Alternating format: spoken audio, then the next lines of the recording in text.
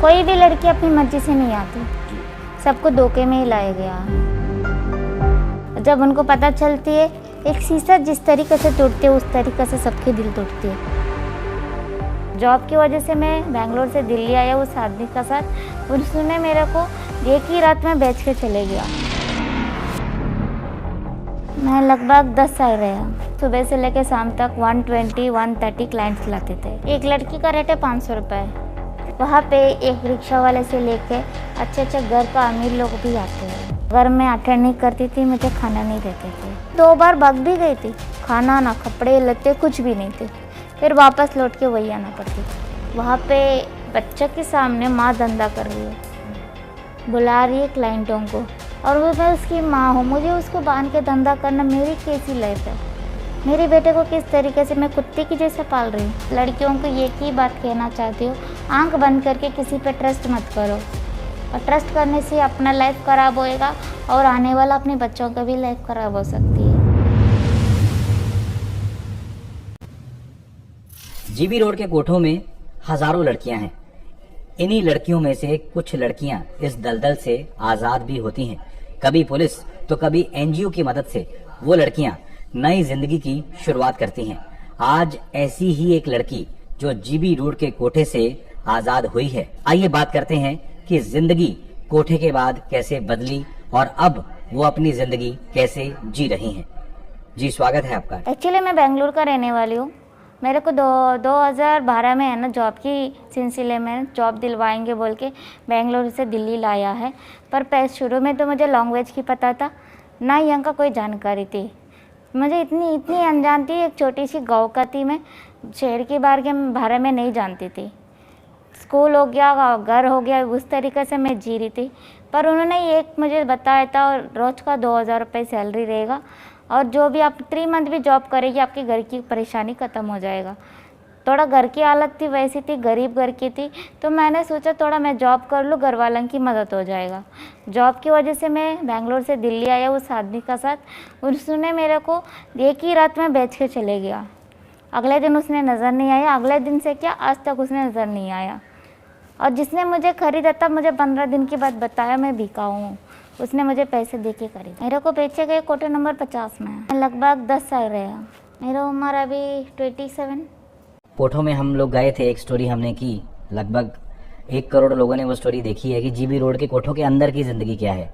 आज हम आपसे मिल रहे हैं, वहाँ 10 साल गुजार के आई हैं। एक लंबा अरसा है। हो सकता है आप कुछ कहें। कोई भी लड़की अपनी मर्जी से नहीं आती जी। सबको धोखे में ही लाया गया है। जब उनको पता चलती है, एक शीशा जिस तरीके से टूटती है उस तरीके से सबके दिल टूटती है। उन्हीं में से मैं भी एक थी। जब फर्स्ट टाइम मुझे भी पता चला था, मेरी भी दिल शीशा की जैसा टूटा था। 2 बार भाग भी गई थी।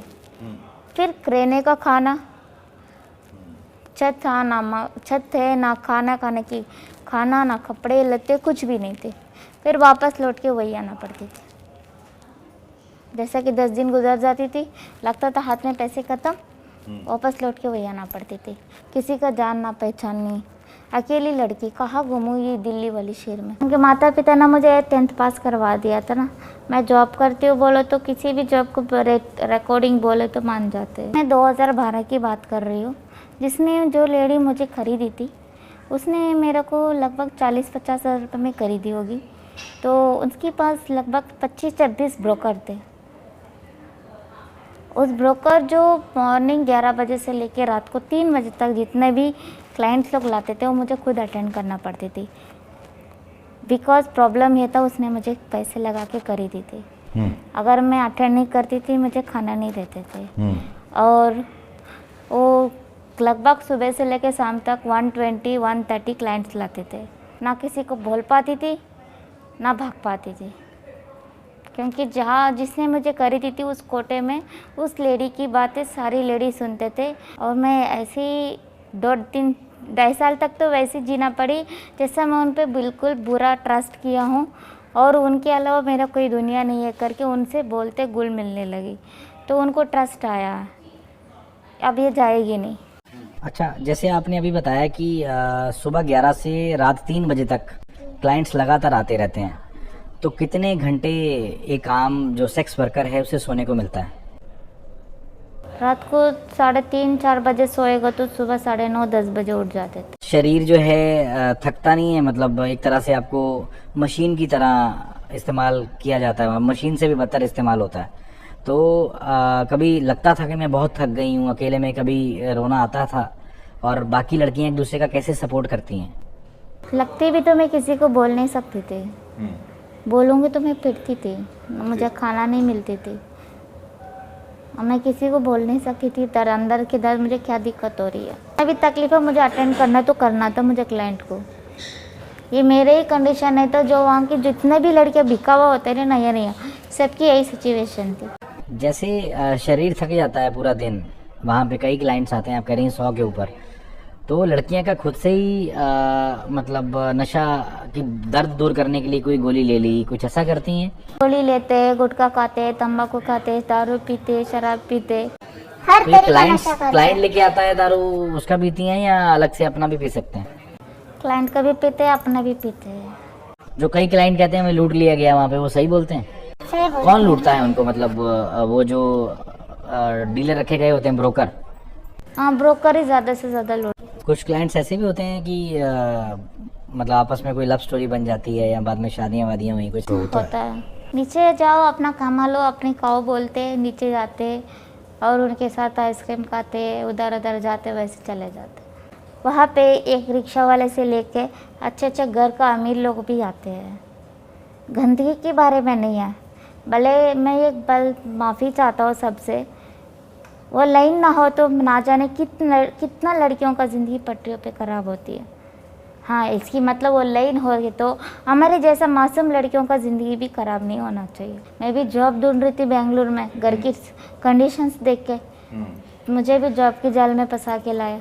उसी तरीके से कई लड़कियों को जॉब की जाल में ही फंसा के लाते हैं। कई लोगों की पीने खाने की किसी चीज़ की टेंशन नहीं होती वहाँ की, कई लोग निकलने नहीं चाहते, कई लोगों का दिल में डर है, कई लोग सोचते निकल के भी जाएंगे कहाँ, हमें इतना पैसा मिलेगा वहाँ पे, और मुझे ऐसा काम आती है, हमें कोई काम नहीं होती, यही हमारी ज़िंदगी समझ लेते हैं। अच्छा, एक बड़ा पर्सनल सवाल है मेरा, आपके 2 बच्चे कोठे में रहने के दौरान ही हुए, जो क्लाइंट्स वहाँ पे आते होंगे, लेकिन मतलब जहाँ तक हमें बताया गया जब हम गए थे उन कोठों में कि प्रॉपर प्रिकॉशन लिया जाता है, तो कैसे मतलब ये हो गया, मतलब ये क्लाइंट की तरफ से हो गया या मतलब जो दोनों बच्चे आपके हुए? फ्लाइट के दौरान ही हुआ। अच्छा, पहला बच्चा मतलब कैसे हुआ, जब आपको पता लगा तो आपका क्या रिएक्शन था? कोठे वाली जो संचालिका होती है उनका क्या रिएक्शन था? पहले बच्चा तो मुझे 3 महीने में पता चल गया मैं प्रेग्नेंट हूँ। जो मैंने सोचा, देखो मेरी शादी तो नहीं है, ना मेरे कोई अफेयर है, तो मैंने सोचा इस बच्चे को अपना लो। इस बच्चे को अपना लूँगी तो क्या पता मेरी बुढ़ापा में ही सहारा होगा, क्योंकि जवानी 4 दिन का, बुढ़ापा 100 दिन का कहते हैं ना। उसी तरीके से मैंने भी दिमाग लगाया। तो मैंने जब डिलीवरी का बाद अब सोचा, तो मेरे को पता ही था पहले बच्चे का, पर दूसरा बच्चे का नहीं पता था, क्योंकि दूसरा बच्चा जैसे पेट में पड़ा वैसे मैं उस लाइन से निकल गई। लगभग मेरे को 6 मंथ तक नहीं पता था। पे 6 वर्करों के बच्चे का ज़िंदगी तो बहुत ही खतरनाक है। उनमें से मेरा भी बच्चा एक था, और एक ऐसा था मैं उसको बांध के अपनी धंधा करना पड़ती थी, क्योंकि मेरी बेटा IQ लेवल से कम था और उसको हर कोई मारते थे। कोठे में मारते थे क्लाइंट भी और हर कोई? ब्रोकर्स भी, वहाँ की लड़कियों भी, और बहुत बदतर ज़िंदगी थी मेरे बेटे की। हर कोई मेरे बेटे को लेके सुनाते थे, और वो मैं उसकी माँ हूँ, मुझे उसको बांध के धंधा करना, मेरी कैसी लाइफ है, मेरे बेटे को किस तरीके से मैं कुत्ते की जैसे पाल रही हूँ, मुझे सोच के हैरान होती थी। मेरा ही नहीं है, वहाँ पे एक बेटा अपनी माँ बच्चे के सामने माँ धंधा कर रही है। मैंने जब देखा कि वो महिला पढ़ी लिखी है तो उसकी हमने काउंसलिंग की, दिल्ली पुलिस के माध्यम से मैंने अपने सीनियर ऑफिसर्स को बताया कि ये महिला यहाँ से निकलना चाहती है, तो मुझे खुशी हुई कि मैं उसका सहारा बनी, उसको नौकरी पे लगवाया ताकि वो देह व्यापार की जिंदगी को छोड़कर एक अच्छी जिंदगी जी सके।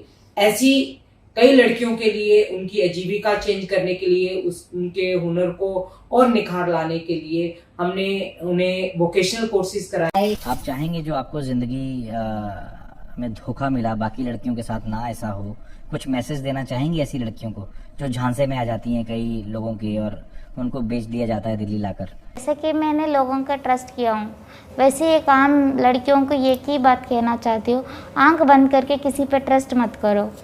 और ट्रस्ट करने से अपना लाइफ ख़राब होएगा और आने वाला अपने बच्चों का भी लाइफ ख़राब हो सकती है। भले ही एक अच्छा इंसान तुम्हारी लाइफ सेटल करने के लिए मिल गए तो ठीक है, ना मिलो तो ज़िंदगी भर अकेली धक्के खाने पड़ेगा। यही मैसेज देना चाहती हूँ। और जहाँ GB road red light area का लड़कियों को एक मैसेज देना चाहती हूँ, वहाँ से निकल के भी वो एक अच्छी ज़िंदगी जीने के लिए मौका है। बाहर निकल के देखो, हज़ारों जॉब है जो करना चाहोगी, ज़रूरी नहीं है वही अपना ज़िंदगी समझना। निकल के तो देखो और बना लो अपने नया ज़िंदगी। बहुत ज़िंदगी ख़राब कर लिया अपने लिए, पर वहाँ के निकल के फिर कोशिश करो, एक अच्छी लाइफ मिलेगा आपको।